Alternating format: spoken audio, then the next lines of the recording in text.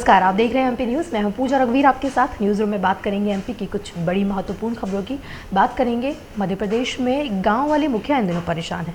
पंचायत चुनाव निरस्त होने के बाद सरकार ने उन्हें वित्तीय अधिकार तो लौटा दिए, लेकिन तिजोरी की चाबी लॉक कर दी। 2 महीने से डिजिटल सिग्नेचर बंद पड़े हैं। ऐसे में पंचायतों में कामकाज ठप है। यहाँ तक कि वे 15वें वित्त की राशि जस की तस खातों में पड़ी है। इधर मामले में अफसरों ने प्रदेश स्तर पर टेक्निकल समस्या बताकर इससे पल्ला झाड़ लिया है। वहीं डिजिटल सिग्नेचर बंद होने से सरपंचों के सामने नई समस्या खड़ी हो गई है। खंडवा जनपद की रोहिणी पंचायत के सरपंच भगवान सिंह पटेल बताते हैं कि 2 महीने से खाते बंद पड़े हैं, गाँव में काम नहीं करवा पा रहे हैं। अच्छा होता कि सरकार वित्तीय अधिकार ही नहीं देती। अब गांव वाले हमको कोस रहे हैं। गर्मी का समय आ गया है, नल जल योजना बंद हो जाएगी तो बिना पैसे के विकल्प कैसे ढूंढेंगे। इसके अलावा 15वें वित्त की राशि को भी खर्च नहीं कर पा रहे हैं। गांव की कई गलियों में कीचड़ पसरा है। जल जीवन मिशन में गांव की सड़कें खुद गई है। अब शादी ब्याह का समय आया तो गांव वाले सड़कों से लेकर पानी के टैंकर मेंटेनेंस के लिए दबाव बनाते हैं। ऊपर से पंचायत सचिव और जनपद सीईओ किसी की सुनते नहीं हैं। डिजिटल हस्ताक्षर बंद होने की समस्या से कई बार उन्हें अवगत कराया जा चुका है। वहीं सीएम हेल्पलाइन पर भी शिकायत की है। मुख्यमंत्री शिवराज सिंह चौहान ने सरपंचों को पंचायत चुनाव निरस्त होने के बाद 15 जनवरी 2021 को वित्तीय अधिकार लौटा दिए थे। तब सीएम ने कहा था कि जनता की ताकत से ही सारे काम होते हैं, इसलिए प्रधानों को अधिकार लौटा रहा हूं। मेरी दृढ़ मान्यता है कि लोकतंत्र में चुने हुए जनप्रतिनिधि जनता के प्रति जवाबदेह होते हैं, लेकिन जमीनी हकीकत ये है कि 2 महीने बाद भी ग्राम पंचायतों में प्रशासकीय समितियां काम नहीं करवा पा रही हैं। वहीं खंडवा जिले पंचायत सीईओ नंदा भालवे का कहना है कि ग्राम पंचायतों में सरपंचों के डिजिटल सिग्नेचर डिजिटल सिग्नेचरों से ही भुगतान होता है। जिले की 423 पंचायतों में करीब 30% ऐसी है जहां सरपंचों के डीएससी लॉक है, यानी कि उनके जो डिजिटल सिग्नेचर है वो लॉक है। इसका समाधान लोकल स्तर पर नहीं होता है। टेक्निकल समस्या है ये, जिसे लेकर शासन को अवगत करा दिया है। सप्ताह भर में समस्या का निराकरण हो जाएगा, तो ऐसा कहना है प्रशासन का। अब देखने वाली बात होती है कि सप्ताह भर में क्या इन पंचायतों की जो समस्या है इसका निराकरण हो पाता है। बढ़ते हैं अगली खबर पर। 2 साल पहले तक एक दूसरे के धुरी विरोधी रहे केंद्रीय मंत्री ज्योतिरादित्य सिंधिया और भाजपा के राष्ट्रीय महासचिव कैलाश विजयवर्गीय के बीच करीबियां लगातार बढ़ रही है। रविवार को इंदौर में हुई इन दोनों नेताओं की मुलाकात भी इसी वजह से काफ़ी चर्चा में रही। मध्य प्रदेश की राजनीति में इन दोनों नेताओं की बढ़ती जुगलबंदी से कई कयास भी लगाए जाने लगे हैं। जब से सिंधिया भाजपा में आए हैं, दोनों एक दूसरे को तवज्जो देना नहीं भूलते, बल्कि विजयवर्गीय तो ठाके लगाकर दोस्ती को और मजबूत कर रहे हैं। वहीं राजनीतिक गलियारों में चर्चाएं ये भी है कि ये दोनों मिलकर प्रदेश की राजनीति में नया गेम खेल सकते हैं।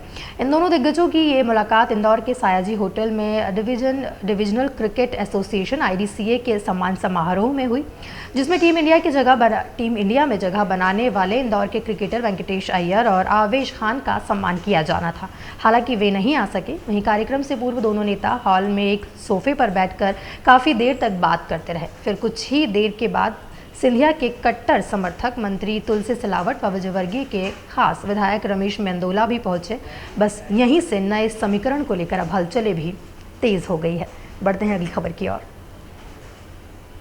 मध्य प्रदेश सरकार ने फिल्म द कश्मीर फाइल्स को टैक्स फ्री करने के बाद एक और फैसला लिया है। फैसला यह है कि गृह मंत्री नरोत्तम मिश्रा ने DGP को पुलिसकर्मियों को फिल्म दिखाने के लिए 1 दिन का अवकाश स्वीकृत करने के लिए कहा है। उन्होंने कहा है कि पुलिसकर्मी सुविधा अनुसार जब भी फैमिली के साथ फिल्म देखने जाना चाहे उन्हें छुट्टी दी जाएगी। फिल्म द कश्मीर फाइल्स के जरिए कश्मीरी पंडितों का दर्द दिखाया गया है। वहीं रिलीज होने से पहले इस पर कई लोगों ने प्रतिबंध की मांग भी की थी। इस फिल्म के बहाने राजनीति भी खूब हो रही है। बढ़ते हैं अगली खबर की ओर।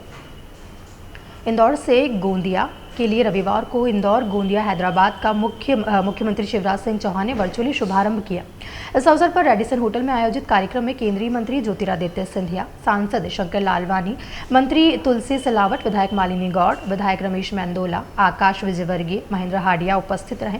वहीं शेड्यूल के अनुसार ये फ्लाइट रोज सुबह 10:20 पर गोंदिया के लिए रवाना होगी। रविवार को कार्यक्रम के चलते ये फ्लाइट कुछ देरी से रवाना हुई।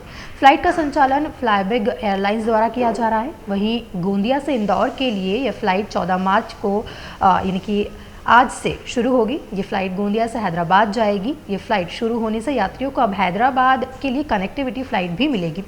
सिंधिया ने इसे बेहद महत्वपूर्ण क्षण बताया और कहा कि छोटे शहरों से भी अब जुड़ना होगा। इंदौर से आज 21 शहर सीधे जुड़े हैं। इंदौर की प्रगति और विकास में कोई कमी नहीं रखी जाएगी। वहीं मुख्यमंत्री ने कहा कि कल सड़क परिवहन व राजमार्ग मंत्री नितिन गडकरी ने कुल 2200 करोड़ रुपए के नए रोड प्रदेश को दिए। आज केंद्रीय मंत्री ने नई फ्लाइट की सौगात दी है, ऐसा कहना है मुख्यमंत्री सीएम शिवराज सिंह चौहान का। बढ़ते हैं अगली खबर की ओर। सरकारी अस्पतालों में मरीजों को अच्छा इलाज मुहैया कराने के लिए हर साल करोड़ों रुपए का बजट दिया जाता है। इसके बाद भी सरकारी अस्पतालों में दवाएं न मिलने के कारण मरीजों को बाहर के मेडिकल स्टोर से दवाएं खरीदनी पड़ती है। स्वास्थ्य विभाग के कई आदेशों के बावजूद अस्पतालों में आवश्यक दवाएं नहीं मिल पा रही है, जबकि नियमानुसार 3 महीने के लिए आवश्यक दवाओं का स्टॉक जो है रखा जाना चाहिए। लेकिन जिला अस्पतालों के अधीक्षक और सीएमएचओ दवाओं का बजट दबाए बैठे हैं। वहीं स्वास्थ्य आयुक्त ने इस मामले में नाराजगी जाहिर करते हुए दवाओं और जो दवाएं हैं उनके लिए उपकरणों का भुगतान करने के आदेश दिए हैं। आप यदि किसी सरकारी अस्पताल में इलाज कराने जाते हैं, आपको दवाएं बाहर से खरीद कर लाने के लिए कहा जाए तो आप अस्पताल के स्टोर और दवा वितरण काउंटर पर उपलब्ध दवाओं की सूची खुद देख सकते हैं। ग्वालियर जिला अस्पताल के अधीक्षक द्वारा 118 दवा खरीदी आदेशों के 85,17,000 रुपए के पेमेंट लंबित रखे गए हैं, जबकि जिला अस्पताल के दवा वितरण काउंटर पर मात्र 174 प्रकार की दवाएं स्टॉक में हैं। वहीं रतलाम के सिविल सर्जन 50 लाख से ज़्यादा दवाओं के भुगतान रोके रखे हैं। यहाँ के जिला अस्पताल में दवा वितरण काउंटर पर सिर्फ 139 प्रकार की दवाएं उपलब्ध हैं। ई औषधि पोर्टल पर सभी अस्पतालों के आंकड़ों से जिलों के सीएमएचओ सिविल सर्जन की लापरवाही यहाँ पर जो है साफ नजर आ रही है। वहीं सरदार वल्लभ भाई पटेल निःशुल्क दवा वितरण योजना के तहत सरकारी अस्पतालों में मरीजों को फ्री में दवाएं दी जाती हैं। स्वास्थ्य विभाग द्वारा सभी सीएमएचओ, सिविल सर्जन और अस्पतालों के स्टोर में दवाओं की स्थिति दर्ज की जाती है। सरकारी अस्पतालों में दवाएं न मिलने पर मरीजों को बाहर से खुद पैसे देकर दवाएं खरीदनी पड़ती हैं और ये सिलसिला जो है जारी है। सरकारी अस्पतालों में इलाज तो किया जाता है, लेकिन उससे ही ज़्यादा पैसे की जो है दवाएं मरीजों को बाहर से खरीदनी पड़ती हैं। ये थी कुछ महत्वपूर्ण खबरें। बाकी खबरों के लिए आप बने रहें एमपी न्यूज़ के साथ। नमस्कार। एमपी की नब्ज, एमपी का हाल, मध्य प्रदेश की हर खबर एमपी न्यूज़ टीवी के साथ। लगातार खबरों के लिए सब्सक्राइब करें हमारा YouTube channel MP news TV. Latest updates के लिए बेल आइकन दबाना जरा भी न भूलें।